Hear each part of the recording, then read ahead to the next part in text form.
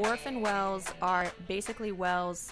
Some of them produce, but a very small number, so most of them are not producing anymore, and they're wells that have sort of changed hands so many times that there's not a solvent operator anymore. And so when there's not an operator in existence because of reasons like bankruptcy, the responsibility for that well kind of defaults back to the state where the well exists in, and they therefore also have the liability associated with plugging wells, which can be tens or even hundreds of thousands of dollars. Oil and gas makes modern life possible. The energy the world requires today and tomorrow will come from decisions made in the oil field today. Oil and gas will remain the leading source of fuel to power affordable energy that is sustainable for the billions of people that depend on the success of the industry. The oil field is a group of people, companies, technologies, and institutions working towards providing the world with safe, clean, storable, and transportable power. The Oilfield 360 podcast is a 360-degree deep dive into the leaders of the industry, who will provide listeners with a first-hand account of what it takes to build, maintain, and lead the energy business into the future. The Oilfield 360 podcast is brought to you by the following sponsors. United Airlines. As Houston's hometown airline, United has long been the preferred carrier of the energy sector. United for Business offers a range of programs and discounted travel options built for all of your energy, resource, and marine travel needs. Get started at united.com/business. Piper Sandler. The energy and power team of Piper Sandler is committed to the global energy industry and delivers exceptional client services in M&A advisory, capital markets execution, institutional sales, and investment research. For more information, please visit pipersandler.com/energy and power. Welcome to the Oilfield 360 podcast. I'm your host, David DeRode, and I'm missing my co-host today, Josh Lowry. We had a little scheduling snafu, but hopefully we'll do okay today. It's a little bit different here. We only got 2 chairs in the studio today when we normally have 4, so I'll miss my sidekick a little bit. But anyhow, Josh had to take his kids to camp and didn't think to connect with his wife, as I often sometimes do, about schedules. And so we are winging it today. I'm joined today by a very special guest, lady who I've known for several years, have just not ever had a chance to visit just because of various things. But Staci Taruscio is joining us from Tulsa today. Thank you. She took the time to fly down and see us. She's been on a little bit of a summer trip, and we'll get her to talk about that. But thank you for being here today. I'm glad to be here. Thank you for having me. So Staci, tell everybody kind of a little bit about yourself. And obviously I just said you're from Tulsa, but I'm from Tulsa, yeah, born and raised in Tulsa, actually just north of town, and I went to the University of Tulsa. So my husband actually gets on me a lot for not being very worldly, but I have traveled. I've been outside of the country. I've been to a lot of the places. I just didn't stay. I always came back. So maybe that's the most important thing about me, is I'm a big homebody, a big home person, and a mom. So I have 2 little girls. And then my husband, I don't want to forget about him, because I often do. That's the classic wife mistake, as the classic husband mistake is not to tell your wife what you're doing. So those are the main things, the most important things.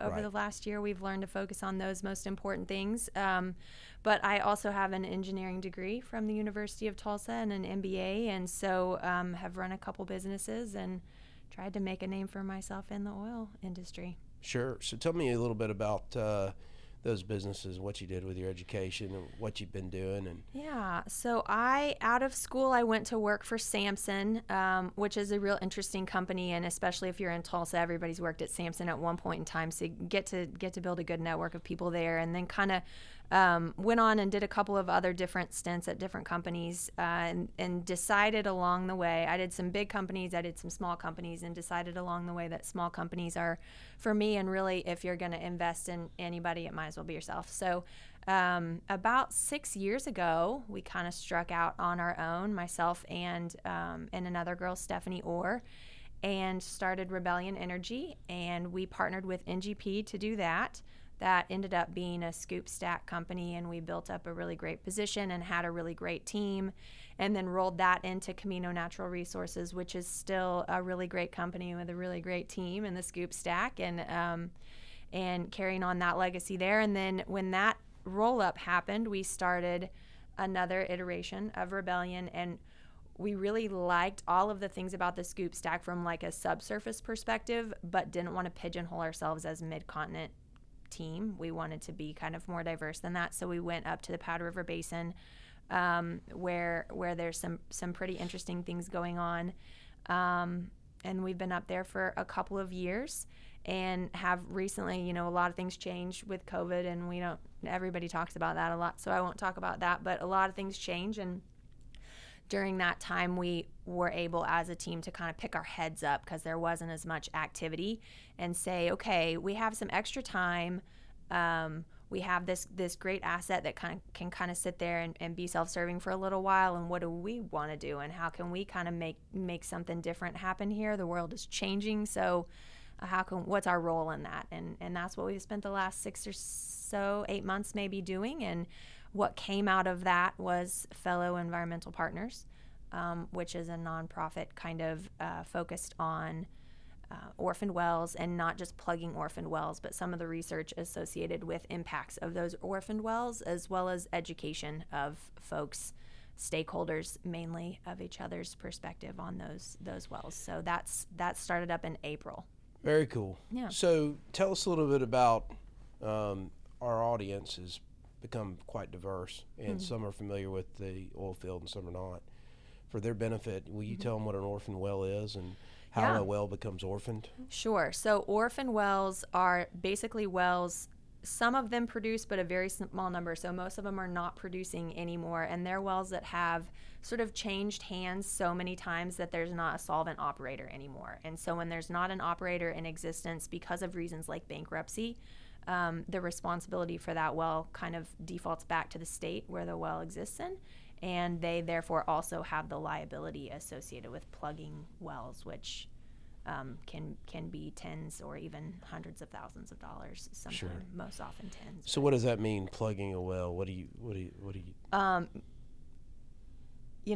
Literally like sticking a plug in it. They're most often cement plugs is kind of what we do now, but you kind of go in and you clean up the wellbore, take out all the tubulars, clean up the wellbore, come back in with a cement truck and pump cement down so that you're kind of blocking the conduit from the subsurface where the hydrocarbons exist to the atmosphere, because you don't want things, you don't want exposure to that pressure. You don't want any kind of fugitive emissions or anything like that coming out of the wellbore. And if all done correctly and to standard, it kind of eliminates that asset for the environment and everybody around it. That's kind of a popular topic these days, isn't it? It is. Emissions. People don't like emissions. People don't love emissions, and they shouldn't love emissions. But emissions, especially around this topic, is really tricky because there just does not exist a data set strong enough to give us the answers we need, right? Like, how big is this problem? Is this a problem that exists on every well? Probably not, right? But you have to kind of have a statistically significant sample set to really answer a lot of those questions and create tools and do some analytics on quantifying the problem. What's the scale of the problem? How much emissions? All of that. There's quite a bit on how potent methane is versus carbon. So that exists out there. But how many of these wells emit methane? What are the super emitters? How do we predict those? All of that stuff is still sort of needs more work. So let me ask you a question. These orphan wells that we're talking about, are these leftover wells from years ago, operators, and they just, through the changing of hands of operatorship, they just kind of keep getting kicked down the road? Or are these relatively, call it, wells that have been drilled and produced in the last 10 to 20 years? No, these are wells. The operators oftentimes don't exist anymore. I mean, this is not a problem that the current set of companies actively working now has created. Right. It's something that's happened a long time before they existed in almost all cases. And although there continue to be some bankruptcies, most often those assets emerge out of bankruptcy now. So you're really dealing with a legacy problem that nobody really thought about and knew about in the 1950s or even earlier when these things were happening. And so it's not the current companies that have created this problem. It is, however, those current companies that have the expertise, I think, to help solve it. Right. So oil and gas folks are very smart, very technologically capable, good people, and I think we're getting a lot of support from the people that exist in those companies because, it's something they can solve for. So would you agree that I think most operators are responsible operators today, and that there is financial assurance requirements that they have to meet, bonds that they have to post to meet those financial obligations for that asset at some point in the future? Yeah, I mean, everybody has to play by the rules in the individual states, right? Different states have different rules, and you could probably get a lot of different opinions on, whether or not bonds or all of those things exist. But all of the companies in existence, for the most part, they all play by the rules and they all do the right thing. And like I said, they're not the ones kind of creating this problem. I think because of all of the conversation around the topic now, I think there will be some flack because of that conversation, and I sort of hate that. One of the reasons we wanted to create Fellow was to kind of unite the oil field around solving problems like that, being solution oriented and allowing them to write their own story around it, as opposed to sitting back and letting somebody else that's not as industry not as familiar with the industry to write that narrative for them. And that's something that the industry probably hasn't done great at in the past, right? Really? But always have a new opportunity to do so. I appreciate you saying that. That's one of the reasons Josh and I started this podcast, was to try to get the good word out about the industry and all the good things that the industry does, as well acknowledge the areas that it certainly can improve. Yeah. And I appreciate you being focused on that. I mean, I was excited to hear about that in our conversation a few weeks ago when Rachel, our mutual friend, Rachel Race, said, "Hey, you need to talk to Staci about what she's up to, because she's involved with me on the Energy SG Council, right?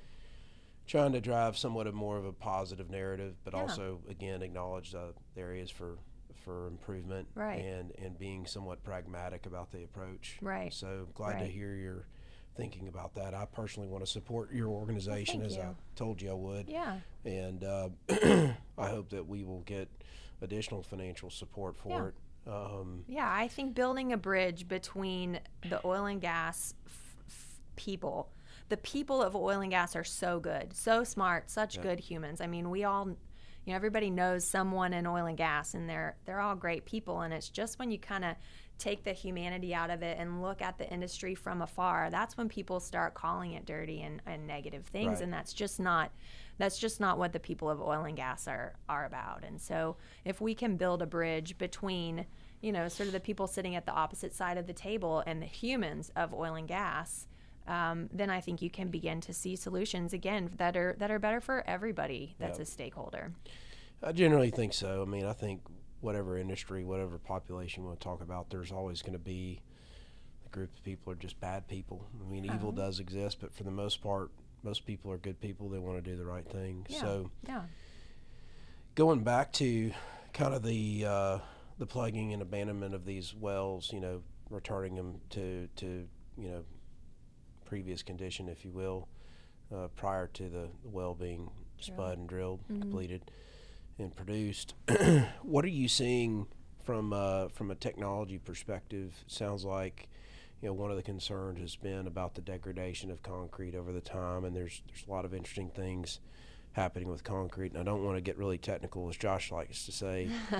People, they want to hear about the watch. They don't necessarily want to know how it's built. But what are you guys? Are y'all looking at some of this from the perspective of the organization? So there's a couple different kind of issues that I think could be improved upon when you're talking about plugging wells. One is the material the main was the material you use to plug a well. So right now we use cement, and cement has a very negative carbon footprint, right? Not negative as in minus. It's got a big carbon footprint.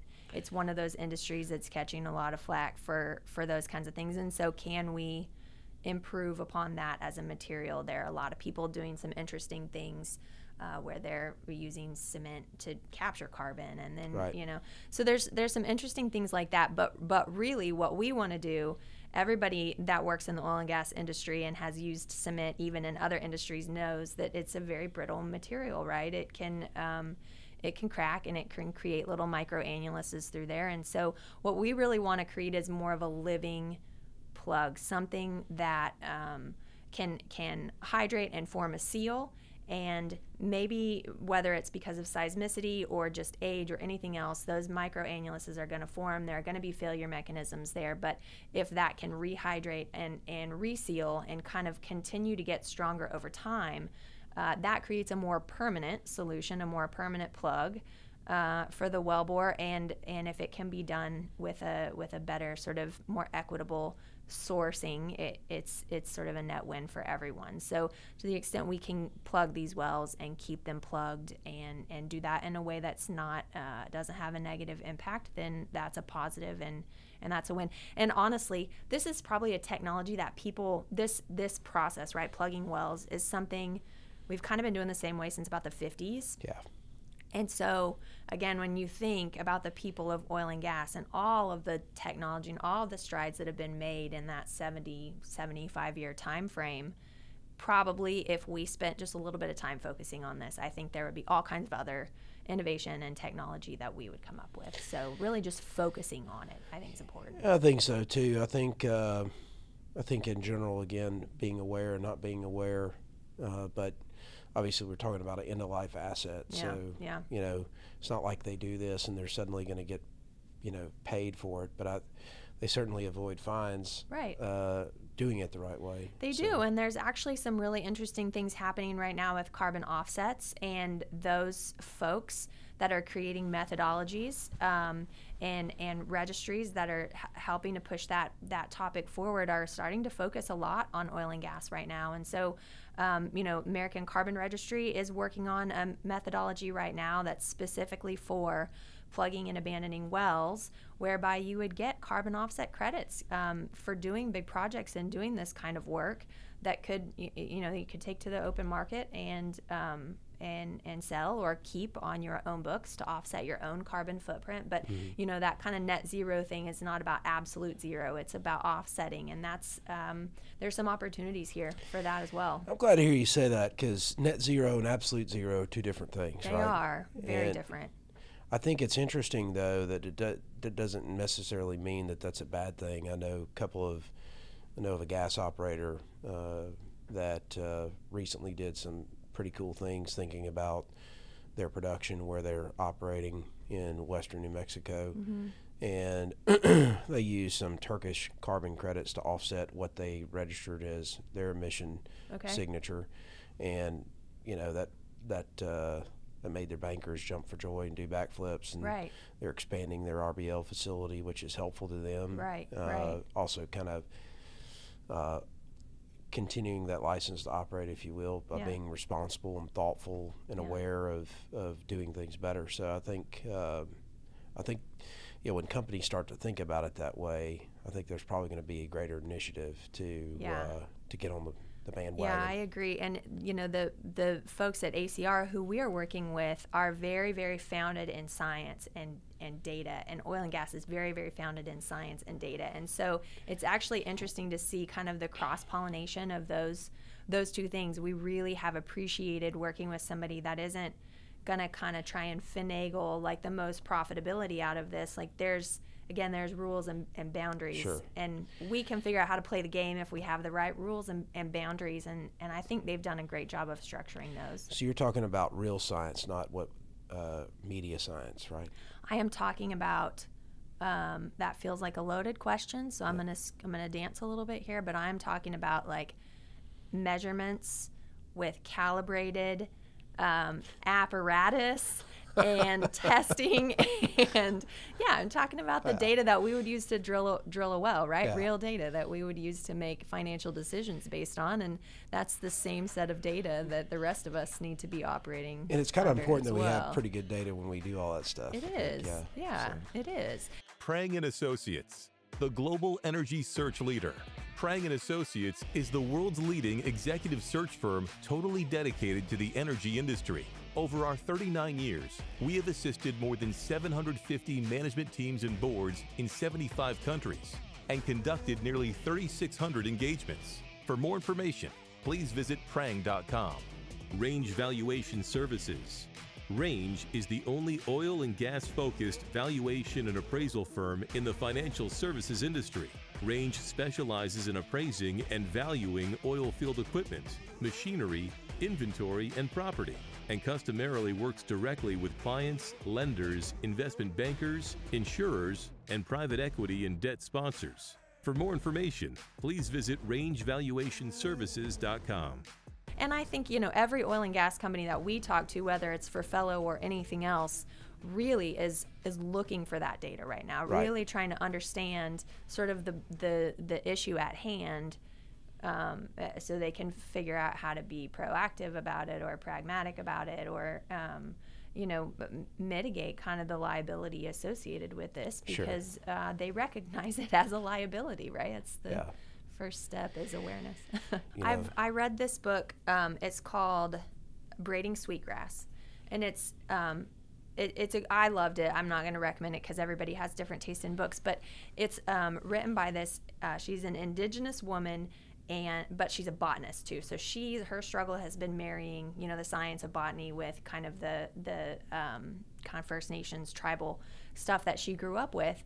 And one of the things she talks about a lot is this concept of an honorable harvest and living sort of reciprocally with the earth, right? And so you can go down a deep path there, but when you just think about it in terms of an honorable harvest, I think it makes sense, right? We have to find a good balance between energy needs and supporting humanity and all of those things, but doing it in a way that that allows us to sustainably live on the earth, right? And for generations. And, you and I both have kids, and we want that. And everybody in oil and gas wants that, right? So, thinking about where everything we use kind of comes from, how it got there, how important it is to us, and just being more conscious about kind of, was this done in a way that we as individuals are comfortable with? We're all going to have different versions of that story, right? But if we're thinking about it, maybe that's positive. I think so. I think they also call that conservation, and then the concept of self-denial. I'm reading another interesting book too, so I might want to read the book you're reading. But there's a guy, Alfred Bird Grinnell. I spent some time in Montana, in Glacier Park. There's Grinnell Glacier. Okay. And what a lot of people don't know about Grinnell is he's probably one of the driving forces as to why Yellowstone National Park still exists. Cool. And that the national park system, with the help of Teddy Roosevelt, really became full on. Mm-hmm. But the book is about almost near extinction of the buffalo and what he did to try to save the American buffalo. Oh. And interestingly, he grew up in Audubon Park with the Audubon family, and was he had parents. His dad was the banker for Vanderbilt, which is kind of interesting. Yeah. But he was, grew up with the Audubon family. He was also one of the co-founders of the Audubon Society. Very cool. But, he's my kind of guy. He's a hunter, a fisherman, but also a believer in conservation. Right. To your point, like responsible harvest. Like just because you can doesn't mean you should. And, you might want to, leave some for other folks. And, so, I think a lot of that needs to come front and center. The most interesting thing, though, you would think that concept was pretty novel, but here's a guy who was a big believer in conservation, was an outdoorsman, would hunt, fish, all these things, but also had an appreciation for wiping out of a resource and what he was doing to try to protect that resource, and how much pushback was put on him from Congress, who was largely in the pockets, or the railroads were largely in the pockets of Congress that are pushing this expansion. So it's kind of interesting. Yeah, it is. I love any book about national parks. You were talking about our vacation that That's where I was kind of going into that. So talk about that a little bit. Well, we kind of went up through Utah. It was a road trip, so we went through the petrified forest. I'll name off like 7 or 8, but what you just made me think about was Zion, which is sort of the cool national park to go to right now. Everybody wants to go to Zion, and we hike. You go there. And it's this huge area, but you have to get on these shuttles to go up. You can't just kind of walk up. You can either ride your bike or get on a shuttle. Mm-hmm. So there's these huge shuttles that go up and take all these people. And these things, I promise you, I had to set a timer for like 4:59 because you have to get online at exactly 5 o'clock Mountain Time the day before to get your ticket to the shuttle, and they sell out like that. I mean, it's heavy competition. Otherwise, you got to walk all the way up there, and I'm not here for that. Yeah. So we go up there and we want to hike this place at the very top called the Narrows, and you kind of, that it's in this canyon, so it gets tighter and tighter as you go until you're just walking up kind of on the river. You have to walk through the river. And you get up there, and there are thousands of people in this park. I mean, there are so many people, you can barely walk through this. I mean, really? Everybody's there. And we walked away from that park thinking, of course it's beautiful, of course it's a wonderful thing, but there's so many people here right now. Like, what is the National Park Service, I guess, or Zion themselves, what are they going to do? They're going to have to limit the amount of people that go there. And so it's just this constant balance between making sure everybody has access. You just can't please everybody is the answer, but you do have to actively try to balance. It's like the best advice I ever got about being a mom was just like, you're never going to know the right answer, but if you're trying to know the right answer, that means you're loving your kid and you're being a great mom. And I think, again, that's what people have to do is we're not all going to agree. We're not all going to come up with the same solution, but having the conversation in and of itself is really valuable. And having the conversation with the right people, right? It's one thing for, pick anybody. It's one thing for a carbon offset person to put out this methodology, but if they haven't worked with the oil and gas groups that it's going to service, it's not going to be a very good methodology. So, and that goes for a lot of different things. And when you think about Orphan Wells, because these exist in our communities, that sort of opens the door up to a lot of different stakeholders, right? You've got the landowners, you've got the market, carbon offset markets, you've got the operators who have to work with the landowners, you've got federal and local kind of government involved at this point. Sure. There's just so many different bridges to build. And I think oil and gas has a really positive voice that needs to be contributed to that story. Sure. We went to Zion, we went to Bryce and Canyonlands and Arches and Mesa Verde and Petrified Forest. We did the whole Southwest in one big road trip. It was brilliant. It was awesome. Yeah, it was brilliant. So what did the kids think about this? I would wake up in the morning, I'd be like, we're going to hike in the Grand Canyon. Like, this is awe-inspiring stuff here, folks. This is as good as it gets. And they would just be like, oh, we have to hike again. Oh, my camelback is so heavy. And it's just like, you guys are ruining this for me. Yeah. But I love you, so we're going to do it again tomorrow. Yeah, so I think all in all, they had a great time, and it's one of those sort of like the National Lampoon Vacation, right? Like when you're in the moment, there's some moments, but looking back, like, we're going to cherish that vacation for a really long time. Yeah. So talking about Fellow again, have you had any interaction with the good folks at DEPA or Harold Hamm or any of the guys in Oklahoma? Well, we've talked to a lot of the different guys in Oklahoma. I haven't talked specifically with Harold Hamm, but we've even reached out to Continental and had some really good conversations with them. Yeah. One of the things that a lot of people that is part of the education piece is, in Texas you have kind of the Orphan Well Fund, or in Oklahoma you have OERB, and different states have different things. And so understanding is that overlap, or, understanding how those things work together is some of the kind of first steps that you got to get over, I think, to get people on board. And and I think the answer, just generally is all these organizations do good work, right? They all do good work. But and should be considered kind of complementary to each other. Do you think they could do a better job collaborating with one another? Between states or states in a state? and some of the different organizations? You know, always we could do a better job collaborating, I guess, is the answer. One of the things that makes it really difficult on like the federal side is that all the states, there's no standardized set of regulations for this. And so, you know, do you want to force all these states to standardize stuff? I think no is probably the answer. But it does create confusion, and it does make it more complex, right? So again, I think that's what an organization like ours can help with, is to kind of help translate where those things are different and where those standards kind of are confusing. You know, again, we can always do a better job collaborating. When I think about Oklahoma, you know, one of the very first calls we made is to OERB. You have to make that connection. You have to work with those folks. For no other reason other than two heads are better than one in this kind of deal. So. Daniel Energy Partners, in-basin research you can trust.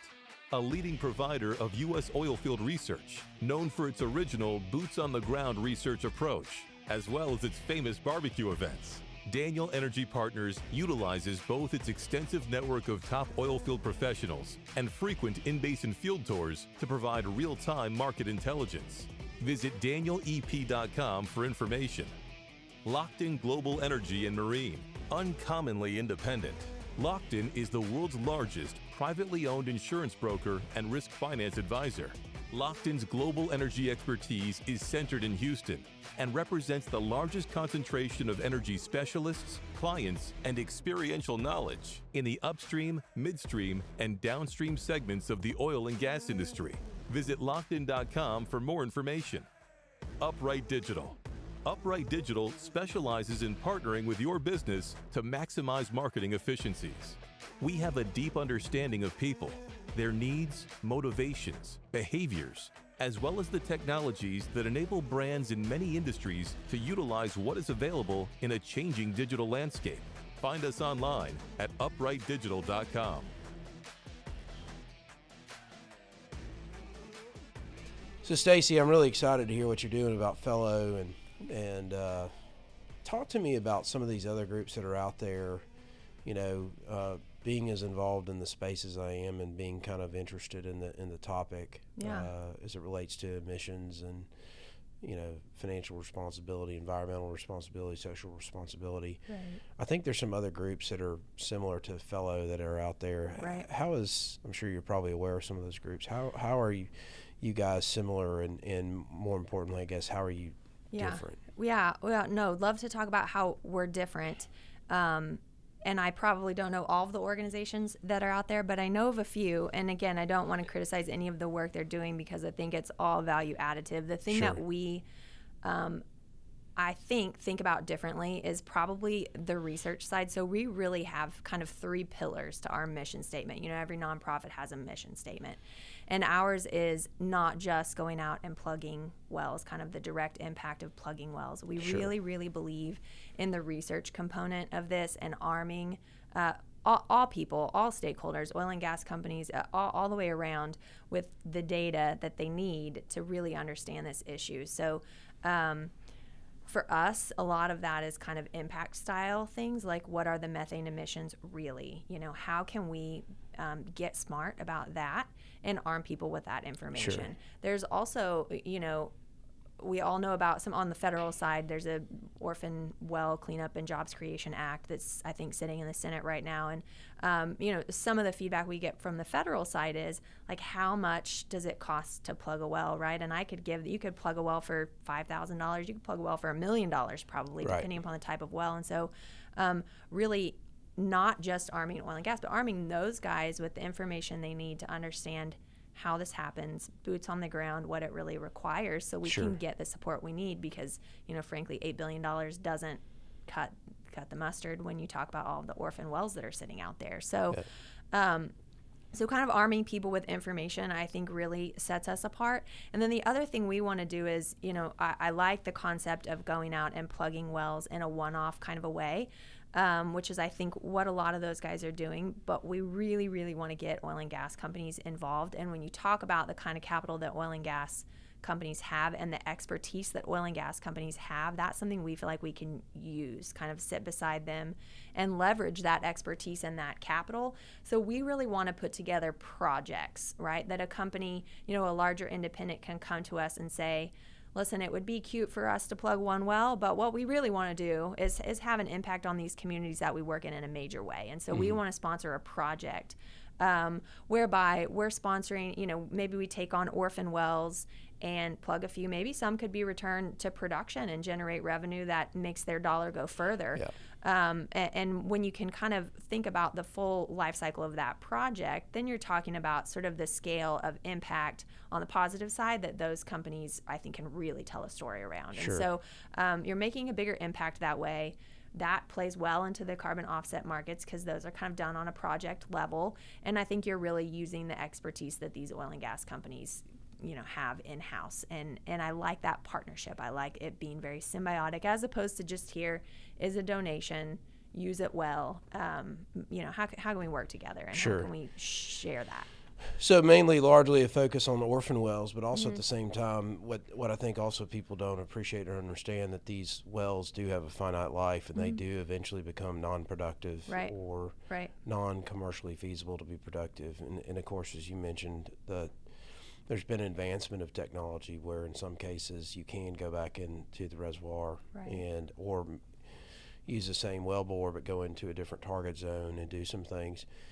In regards to that, do you also see the possibility to flag opportunities like maybe for 45Q tax credit type, reinjectivity of carbon into certain reservoirs? Because to your point, talking about offsets for Yeah, I mean, the thing so I think I've heard about that kind of in a CO2 flood context, and I think people have been doing that for quite some time and even participating in carbon markets with that kind of stuff. And I don't know that there's a ton of kind of methodology work that's been done around that. So maybe that's to come. But really what has to happen there, because one of the big conversations ongoing now on the kind of the environmental side is this concept of leakage. And so if you plug one well, does the fugitive, emissions from that well, still get produced, but from an offset or a neighboring well? Right. And so what you really have to do is kind of talk about it, like I said, on a project level, on a field level. Sure. And so that could become part of the story there. The way the oil and gas industry has historically dealt with kind of leakage is, with field rules and DSU rules and spacing and density kind of rules and drainage calculations and things like that. So I think it'll take some time to get those type of conversations and that type of education kind of out into a larger group. But once that happens, I think there will be a lot of opportunity, for absolute emissions reductions, and maybe even some kind of recoverable reserves left in the ground type conversations to happen, outside of oil and gas. Sure. So. No, I think that's good. Well, no, that's helpful. I appreciate you sharing that. Yeah. So, one of the things that Josh and I normally like to ask our guests, a couple of questions. One, if you could tell yourself something, give yourself some advice, a few years ago, because you're not very old, so I can't say, But is there any advice you would have given your former self that you know now? And then, second question, is there any advice that you would like to share that folks might find useful in their everyday life that you carry with you, that you think about or have thought about? Yeah, sure. The advice I wish I had every day still, but wish I would have listened to a long time ago is sort of advice from my husband, and that's just take a step back and take a breath. You can't do everything all the time. And so don't try and do everything all the time. Focus on the top 5 things. What are your top 5 priorities on any given day? And when I am able to sit down and think about what those really are, I do a whole lot better for myself. So to me, that's the best advice that I continue to get every day. And then I'm going to share 2 pieces of advice that I've been given by 2 people that were incredibly influential in my life, and I still think about them almost every day. One of them is a man named Craig Glick at NGP, who is a great friend and a phenomenal partner. His advice to me was that the opportunities will always outlast the money. So there's always a great idea. You can always chase a good idea. And so don't, again, sort of the same thing, I guess. Don't try and chase too much. I love that piece of advice. I think about it daily. And another one is when I was at Samson, there was a man there named Sam, and we would go running at lunch, and he gave me this piece of advice while very out of breath on a running trail, and it was that pigs get fat and hogs get slaughtered. So kind of back to that whole honorable harvest thing. Sure. I think. And I if you can live by those couple things, I think you're probably going to do pretty well, you know? Yeah. No, that is good advice. Yeah. That is good advice. I say it to my kids. They don't get it. Well, I appreciate you coming on today. Of course. I'm glad to be here. For the benefit of the audience, you want to share what the domain name for Fellow is? Oh, sure. It's www.fellowenviro.org, ENVIRO.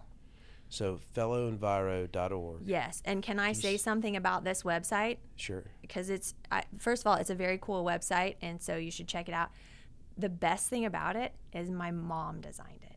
Really? Yes, and she's so good. So she worked in software all of her life in programming, and she recently retired in the last couple of years. And we're trying to do this, but we don't have any money. We're just trying to make it happen. And Sure. So she was like, "Well, let me give it a try." And so we spent countless hours going back and forth. But yeah, my wonderful mom is the one That's that made our awesome. website. Isn't that the coolest thing? That is really Yeah, cool. she did a great job. So if anybody needs a website, Well, it is a good website. call my mom. Panara's got it up on the screen for Yeah. us right now, and definitely have to get people to go check it out. Yeah. Well, Staci, I can't thank you enough for coming to see us. Yeah. I'm sorry my partner Josh was not here to see you. You'd be able to help make fun of his shoelaces with That's me. okay. He's going to be sorry he missed it. I Yeah. have a good feeling. I think so too. Yeah. So everybody, thank you for joining Staci and I today. We look forward to you tuning in to our future podcasts. We've got another round of great guests coming.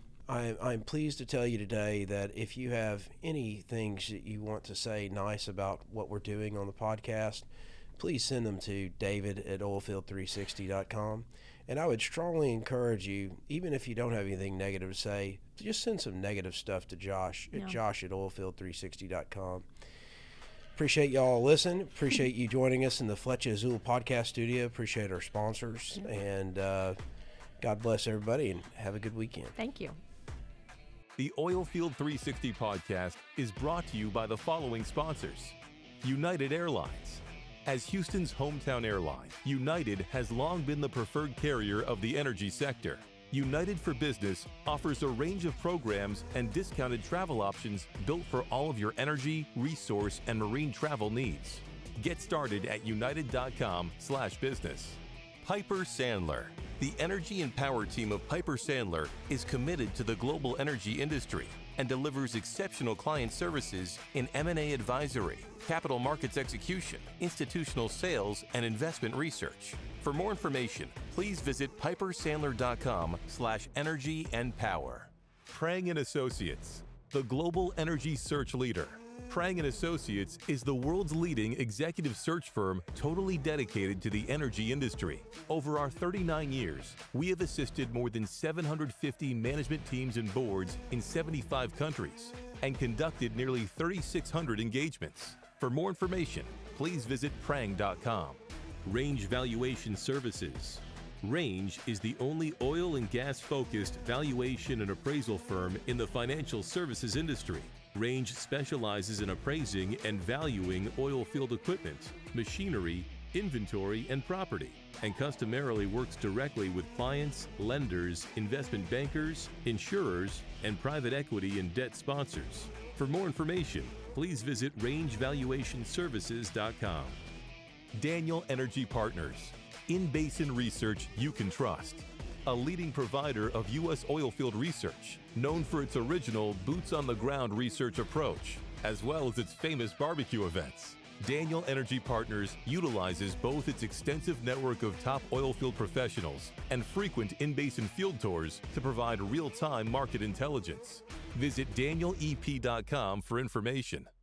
Locked-in Global Energy and Marine, uncommonly independent. Locked-in is the world's largest privately owned insurance broker and risk finance advisor. Locked-in's global energy expertise is centered in Houston and represents the largest concentration of energy specialists, clients, and experiential knowledge in the upstream, midstream, and downstream segments of the oil and gas industry. Visit lockedin.com for more information. Upright Digital. Upright Digital specializes in partnering with your business to maximize marketing efficiencies. We have a deep understanding of people, their needs, motivations, behaviors, as well as the technologies that enable brands in many industries to utilize what is available in a changing digital landscape. Find us online at uprightdigital.com.